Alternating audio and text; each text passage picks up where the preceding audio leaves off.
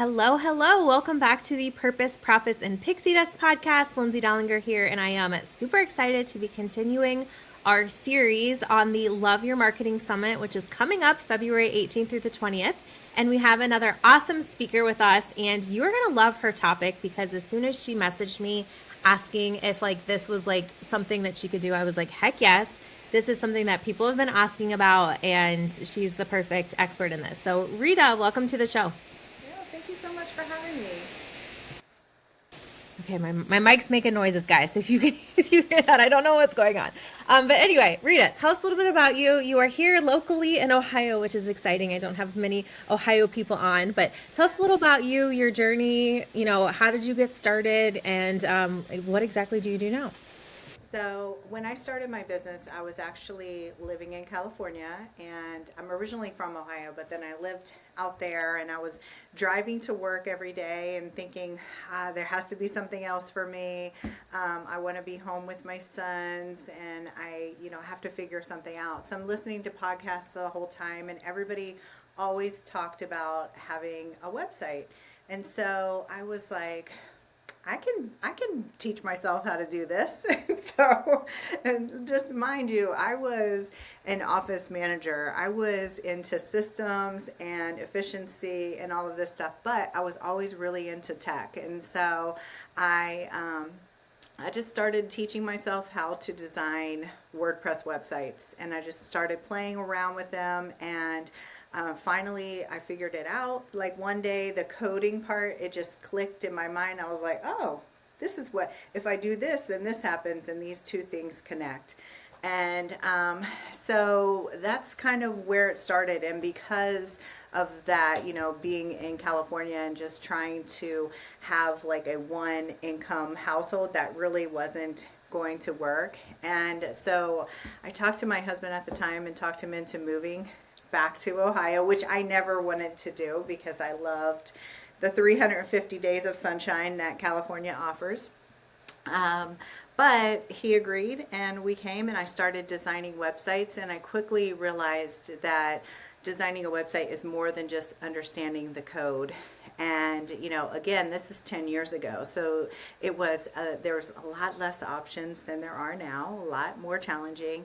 And in addition to like figuring out the coding, then I had to learn how to do the branding, and then that's where I started diving into target audience and ideal clients, and all of those things play a factor in your website. And as the years have progressed, I've kind of transitioned from doing web design into doing marketing, because my clients would get their websites and then they would wonder, okay, well, now that I have this website, like, what do I do with it? And I started diving into all the things that they would ask about: email marketing, social media marketing, all of the things. And really, what I've landed on is local marketing. And I love it so much because what happens is, I think that oftentimes people build their websites and then they get on social media and they're like, hey, look at me, look at me. And we are fighting for our lives on social media. We cannot, it's really hard to be seen in social media. And so that's how I ended up with a focus on local instead. I love that. I love that. And I can't wait to dive into that. And that is going to be your topic at the summit. So I'm super excited for that as well.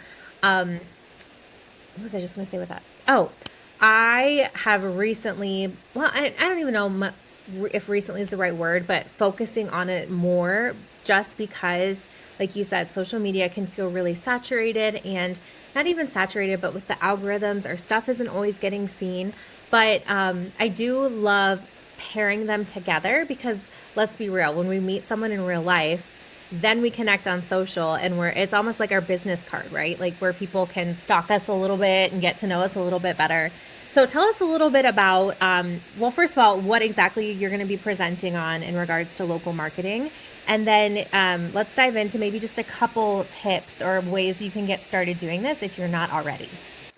So I'll let me just go back a little bit and talk about what I would do networking wise locally, right? Because there's so many different options. And so how I kind of landed on the local marketing is that I would go to these networking events, and it would always feel like, you're getting pitched real fast. Everybody just wants to sell you. I'm like, hold on, keep your pants on. Like, can we get to know each other, before you're ready to like get down to business. But so then I started learning more about that. And what would happen is I would then connect with them on LinkedIn. And what I would realize is that once I optimized my LinkedIn profile, and once I would schedule out LinkedIn posts regularly about my business, that those people who I was meeting in person were actually seeing my posts, and it would actually gain traction based on them seeing my posts. And so therefore the local impact actually helped my social. And so I started realizing, okay, there's something to this, right? And so in addition to just doing those things like optimizing your LinkedIn and all of that, then I realized when a local business or a business is on Google Business Profile, which is what I'm speaking about in the summit, is when you're on your Google Business Profile, let's say you have that, again, free, you go there, you create a profile, and you do all the optimizations for it. And then when someone searches, like for me, and for instance, I'm trying to get seen as a marketing agency. And once you pick that main category, then you start to come up in those searches. And let's think about this, how you use your phone in order to find other businesses, right? Let's say that you're looking for a chiropractor, and you get on your phone and you type in chiropractor, and the list that comes up, those people are on Google Business Profile, and they are coming up because they have optimized their profile, they have good reviews, and because they are coming up in the search results. And this works for all businesses. This is not specific to medical or restaurants or anything like that. It really works for all types of businesses. The first step, though, is getting getting your Google Business Profile set up and verified and all of that stuff. And then also, like, as a side tip, I want to throw out is, Apple Maps. Like when we use Apple Maps to find businesses, they're actually using Yelp for their reviews and all of those things.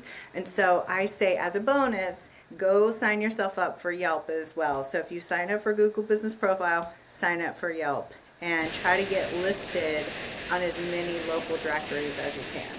Oh my gosh. Okay, wait. Is that why some businesses don't show up on Apple Maps? Is if they're not on Yelp? Well, they haven't registered. You have to sign up to be seen. And so Apple Maps has a different thing, but they have a special sign up, Apple Maps does, but they're aggregating all of the reviews from Yelp. And so you might look on Google Business Profile and you see like, oh my goodness, this is a great option. But then you go and you get in your car, you pull up directions, and you're like, wait a minute, why do they have all these bad reviews? Because they're pulling from Yelp instead. So you need to kind of make sure that you are on both platforms, and that you're trying to, get high in the rankings on both. So don't let one go to the side and just focus on the other. Focus on trying to get feedback on both. Okay, well, we could just end our recording there because those are all things that I did not know. And I am like, it's so funny because I was just saying to my hairstylist, she just opened up a new hair salon. And so she had given me directions, but I didn't like really pay attention because like, oh, I just put it into Apple Maps and then it didn't come up. And I'm like, what do I do? Yeah, so that's so good. That's such a good tip. Yeah, you have to sign up for them, and then and with anything with your website, getting listed on these local directories is super important because it gives you a little bit of juice, a little clout by being listed on it. And these are free directories, not something that you have to sign up with. But if you want to get a little bit of authority, sign up for your local Chamber of Commerce. That's going to actually give you some authority, your Better Business Bureau, all of those things. Okay. Yeah, I love that. So, along those lines, let's go back to the networking piece. Hmm. Do you have tips? Because I'm the same way. I hate this sleazy networking. It's almost like you're like a piranha, like going in, like trying to get people to work with you right away. Do you Yeah. have any tips on maybe some networking groups or how to find ones that are not like that, or even how to present yourself in networking? Right. So I think that it's not necessarily about the groups. I think it's really about how you approach the other person, right? Because oftentimes it's like, oh, hey, my name is Rita. And then they're like, oh, what do you do? Right. And it immediately goes into that, but they're not really listening. They're only waiting for their opportunity to come in and talk about themselves. And so, really, what I like to do is try to take charge of the conversation and kind of, oh, hey, Lindsay, tell me a little bit about yourself. Do you have any kids? And then we start talking about personal stuff. And so there's this acronym that is really popular. It's the FORM acronym, but I like to actually do it a little bit different. And so it's family, recreation, occupation, and then money, right? And so those are that's what it stands for. But what I like to do with it is, and usually they'll say occupation and then recreation, but again, that leads you into business a little too soon for me. So let's say we started talking about family or whatever, and then recreation, maybe you talk about something that you like to do, like you love to go to Disney or something like that, and then I'm like, oh my gosh, I saw that you went to Disney, or tell me about your best vacation that you've ever taken, and then we start talking about these things, and it builds a little bit more rapport. And then I might mention a little bit about,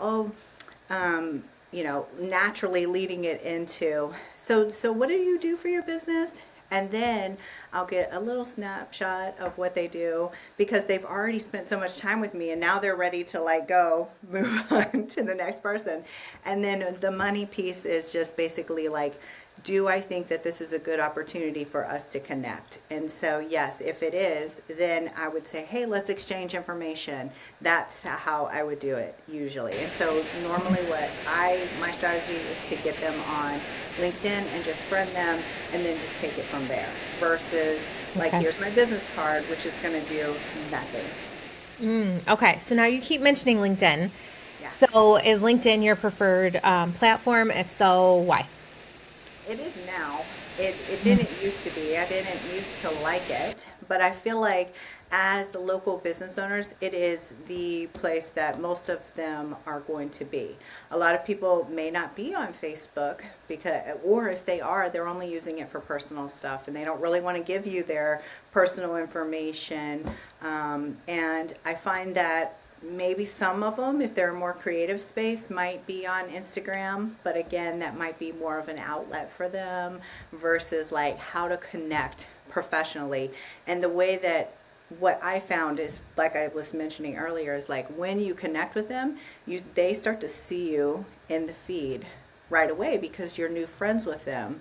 And so that doesn't necessarily happen on a lot of the other platforms. And so that's what I really like about LinkedIn. And another thing I really love is, like, let's say that you share something on LinkedIn and I comment on it. My network sees it and your network sees the comment that I made. And so it just is like a double exposure in a lot of ways. And so I love that aspect of it. Are you using any other features on LinkedIn rather than just the post? Yes, so I have the newsletter going. I love the featured aspect. I love adding the services and products. And when I say get in there and optimize do everything in there. Like that's why LinkedIn has it in there, is so that you can take full advantage of it. And so I say, like, as much as you can, get in there and use all of the features, use all of them, and see which ones work for you and which ones don't work for you. Fill out your profile completely, make sure that you're utilizing, there's the button at the top.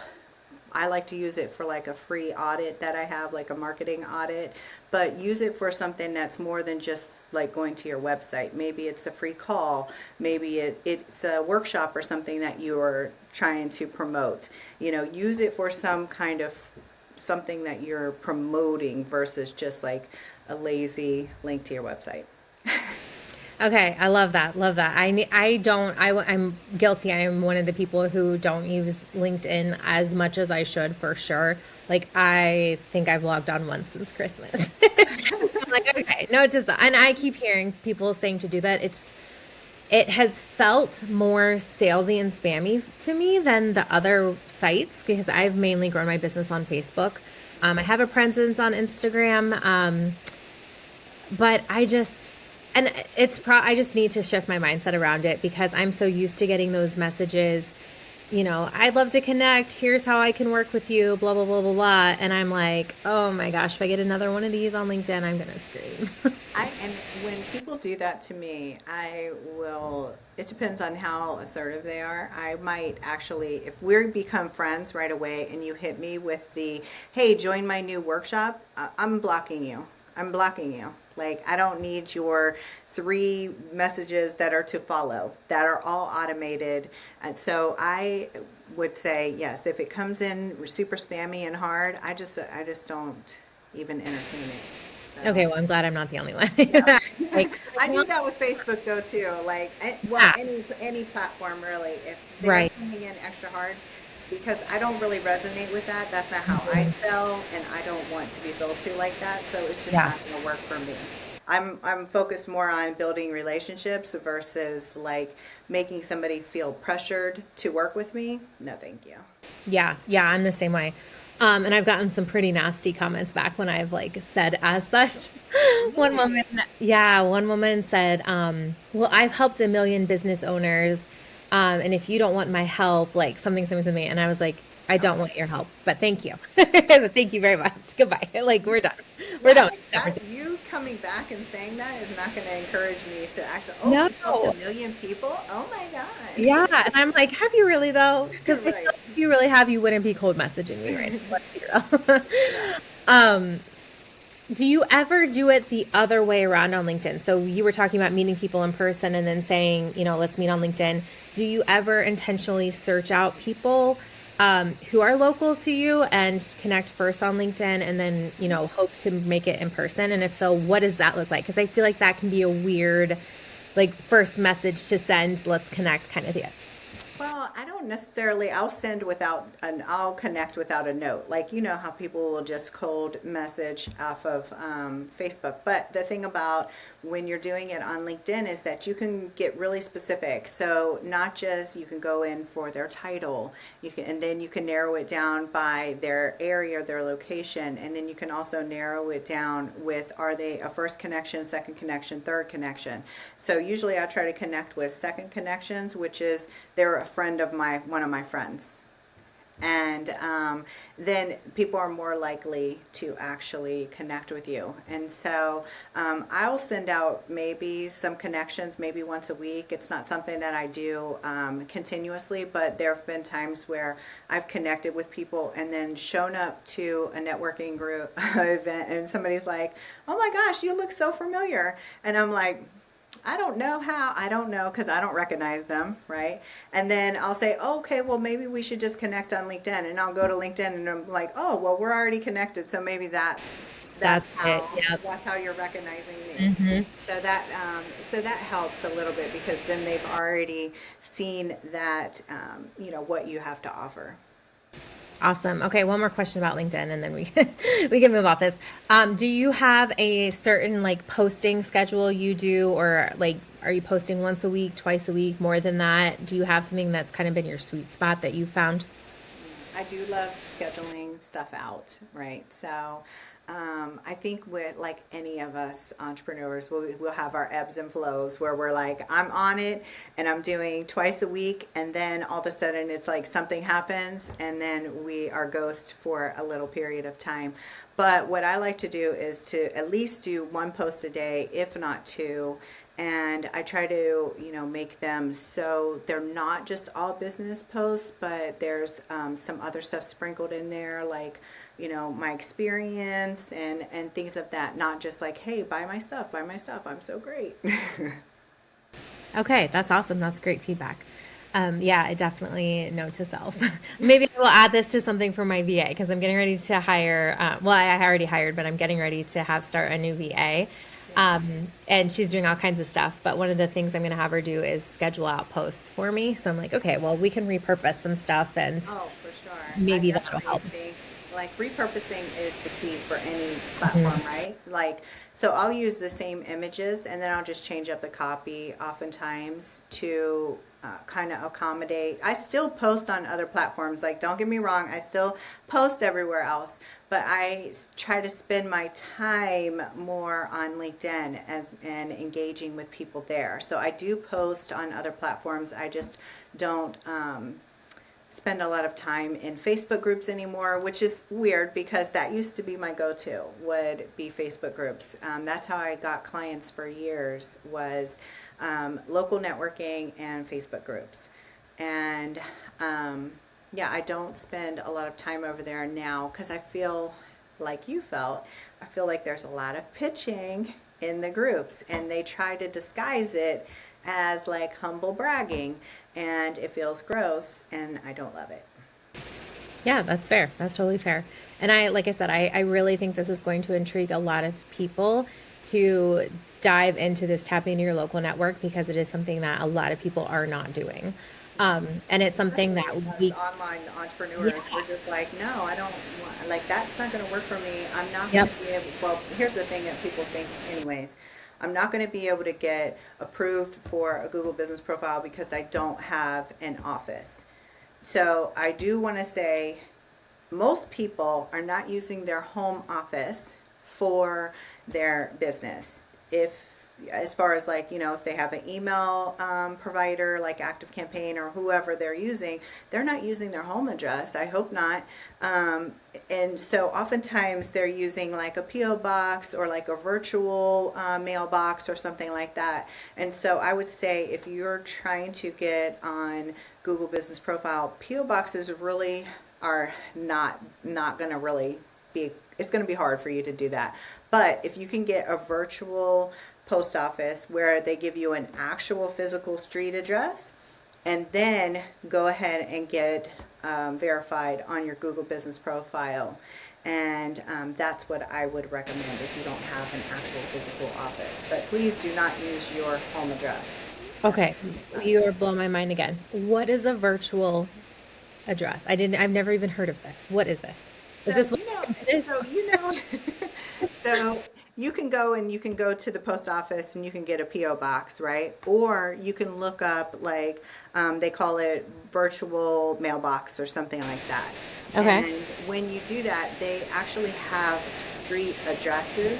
And like for instance, any co-working space, and I won't say Mhm. any of them, some co-working spaces allow you to rent a mailbox from their location.